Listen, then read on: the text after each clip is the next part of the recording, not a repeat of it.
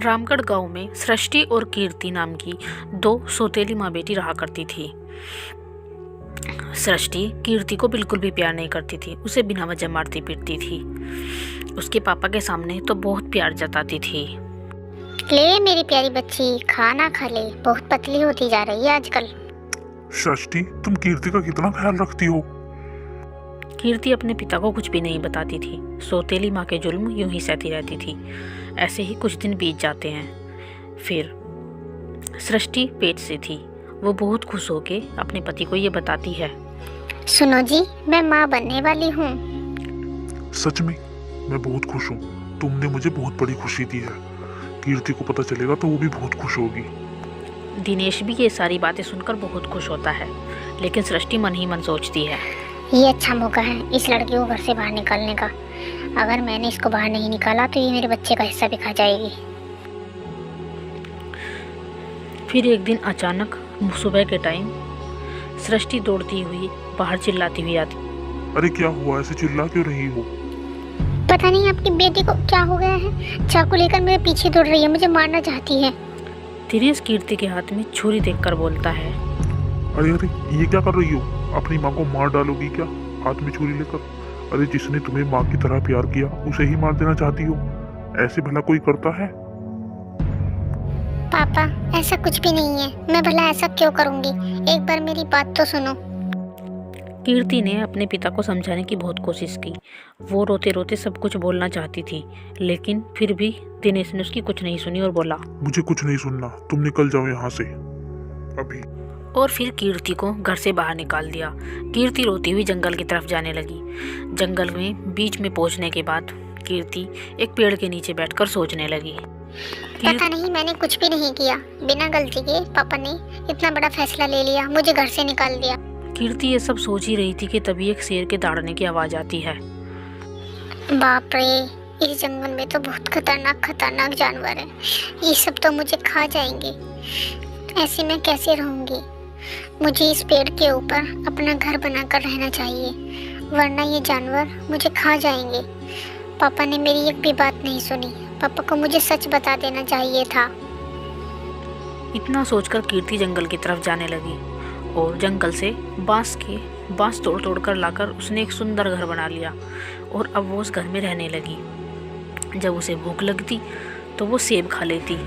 पास में एक नदी थी, उसमें नहा लेती और वहीं पर रहने लगी। फिर एक दिन वो रोते रोते सोचने लगी, माँ देखो ना माँ, पापा ने बिना कुछ सच्चाई जाने ही मुझे घर से निकाल दिया। पापा ने एक बार भी जानने की कोशिश नहीं की। सौतेली माँ के कहने पर पापा ने मुझे घर से निकाल दिया। मैं अब कहाँ जाऊँ माँ? अगर तुम आज यहाँ पर होती तो क्या मेरे साथ कीर्ति ऐसा अपने होता? पापा को भी याद कर रही थी। उसे अपने पापा की याद आ रही थी, लेकिन वो घर वापस नहीं जाना चाहती थी। फिर एक दिन कीर्ति सेब तोड़ रही थी, तभी वहाँ पर एक बूढ़ी औरत हे के भगवान, रोने तूने की क्यों मुझे आवाज आती जिंदा है। रखा? इससे अच्छा तो किसी जंगली जानवर को खा लेता तो मैं ठीक रह जाता। ऐसा बोलकर वो बूढ़ी औरत रोने लगती है। तभी कीर्ति उसके पास आती है और बोलती है, दादी माँ, क्या हुआ? आप क्यों रो रही हो? बेटा, मैंने अपनी बेटी की शादी की थी। बहू आ गई, लेकिन बहू बहुत हराम है। उसने मुझे घर से निकाल दिया। मैं क्या करूँ बेटा? कुछ भी समझ नहीं आ रहा है मुझे। इसीलिए मैं इस जंगल में आ गई। और कहाँ जाऊँ? कहीं भी कोई रास्ता नहीं दिखाई दे रहा। मैं बहुत परेशान हूँ बेटा। मैं घर वापस भी नहीं जा सकती क्योंकि मेरी बहू बहुत हराम है। मुझे वो फिर से घर से बाहर बूढ़ी माँ निकाल की सारी देगी। बातें सुनकर कीर्ति उसे अपने बांस के घर में ले आती है। बांस के घर को देखकर बूढ़ी अम्मा चौंक जाती है और बोलती है, बेटा, तुम इस बांस के घर में यहाँ पर अकेली रहती हो? क्या तुम्हारा कोई नहीं है? तुम यहाँ पर क्यों रहती हो? दादी माँ, मेरी माँ बचपन में ही गुजर गई थी। मेरे पापा ने दूसरी शादी कर ली और जो मेरी सौतेली माँ है वो मुझे पसंद नहीं करती। उसने मुझे घर से बाहर निकाल दिया। सब्जी छीलने के बहाने उसने हाथ में मेरे चाकू दिया और पापा से बोल दिया कि ये मुझे चाकू से मारना चाहती है, और पापा ने गुस्से में आकर मुझे घर से निकाल दिया। इसीलिए मैं यहाँ रहती हूँ दादी माँ। ये सब बताकर कीर्ति रोने लगी। तभी बूढ़ी माँ ने उसको अपने गले से लगा लिया और उसको चुप कराया। देखो बेटा, तुम्हारा और मेरा पुराना कोई रिश्ता होगा, तभी तो हम इस जन्म में मिले हैं। उस दिन के बाद दोनों उस बांस के घर में रहने लगे। कुछ ही महीनों बाद उन्होंने एक फल का ठेला खोल लिया। उस पर फल रखकर बेचने लगे। तभी एक दिन अचानक उस ठेले पर उसकी सौतेली माँ आई। कीर्ति, मुझे माफ़ कर दो बेटा, मैंने तुम्हारे साथ बहुत गलत किया है। लेकिन मैंने जो भी तुम्हारे साथ गलत किया है, भगवान ने उल्टा मेरे साथ ही गलत कर दिया। मेरे पेट में जो बच्चा था, भगवान ने मुझसे वो छीन लिया। मेरा पैर फिसल गया, मैं गिर गई और मेरा बच्चा ख़त्म हो गया। फिर मैंने सारी सच्चाई तुम्हारे पापा को बता दी और तुम्हारे पापा ने मुझे बहुत डांटा। लेकिन वो उस दिन से बहुत परेशान रहने लगे। अब तो वो बहुत बीमार चल रहे हैं, तुम्हें बहुत याद करते हैं। तुम मेरे साथ चलो बेटा, मेरे साथ चलो। ठीक है, मेरा भी बहुत मन है पापा से मिलने का, चलो। फिर कीर्ति अपनी माँ के साथ घर आ जाती है और अपने पापा से मिलती है। दिनेश भी उसे देखकर बहुत खुश होता है। मुझे माफ कर दे बेटी, मैंने कुछ भी ना जाने ही तुझे कीर्ति ने घर से कुछ पैसे निकाल उन्हें दिया। दिए और वापस जंगल में जाने लगी। उसकी सौतेली माँ ने उसे रोकने की कोशिश की, लेकिन वो नहीं रुकी। बूढ़ी माँ ने जंगल में जाकर उससे पूछा, कीर्ति बेटा, अब तो तुम्हारी माँ खुश है, फिर तुम वापस क्यों आ गई? हाँ दादी माँ, आज तो खुश है, लेकिन अगर कल फिर ऐसे ही हुआ तो मैं कहाँ जाऊँगी, क्या करूँगी? इसीलिए मैं वापस ही आ गई। मैं अब तुम्हारे साथ यहीं पर रहूँगी दादी माँ, तुम्हारे साथ ही। ठीक है बेटा, कोई बात नहीं, हम दोनों साथ रहेंगे। और फिर से वो दोनों एक बार फल का ठेला लगाकर अपना घर चलाने लगी।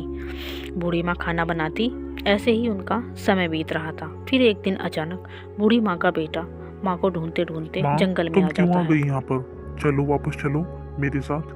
तुम्हें पता है तुम्हारी बहू के चोट लग गई है, उसके दोनों पैर टूट गए हैं। उसे तुम्हारी अब बहुत जरूरत है, वो तुम्हें बहुत याद कर रही है। चलो माँ, वापस चलो। अब तू क्या चाहता है बेटा? माँ, अब तुम घर वापस चलो। मैं बस यही चाहता हूँ, मैं तुम्हें लेने आया हूँ। नहीं बेटा, मैं अब तेरे साथ नहीं आ सकती। मैं यहीं पर खुश हूँ और बहुत खुश हूँ, मैं यहीं पर रहूँगी। तुम अपने बीच में मेरी वजह से लड़ाई मत करो, तुम जाओ वापस। लेकिन माँ। नहीं बेटा, आज तेरी मैं कुछ नहीं सुनूंगी, तू वापस चला जा, मैं तेरे साथ नहीं जाऊँगी, मैं यहीं पर बहुत खुश हूँ।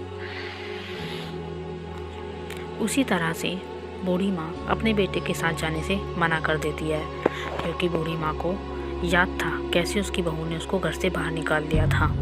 इसलिए वो अपने बेटे को वापस भेज देती है। दादी माँ, तुम्हारा बेटा तुम्हें लेने आया था। तुम्हारी बहू भी तुमसे अब बहुत खुश है, वो तुम्हें रखना चाहते हैं। फिर तुम क्यों नहीं गई? क्यों उसके साथ ही नहीं गई माँ? नहीं बेटा, वो मुझे रखना नहीं चाहता, बल्कि उसकी पत्नी के चोट लग गई है, जिसकी वजह से उससे कुछ काम नहीं हो पा रहा। वो तो मुझे यहाँ से एक नौकरानी बनाकर ले जाना चाहता था और मैं उसके साथ एक नौकर बनकर नहीं जाना चाहती। मैंने इसीलिए उसके साथ जाने से मना कर दिया। मैं अब यहीं पर तुम्हारे साथ ही रहूँगी। कल अगर वो ठीक हो गई तो वो फिर से मुझे लात लगाकर बाहर निकाल देगी।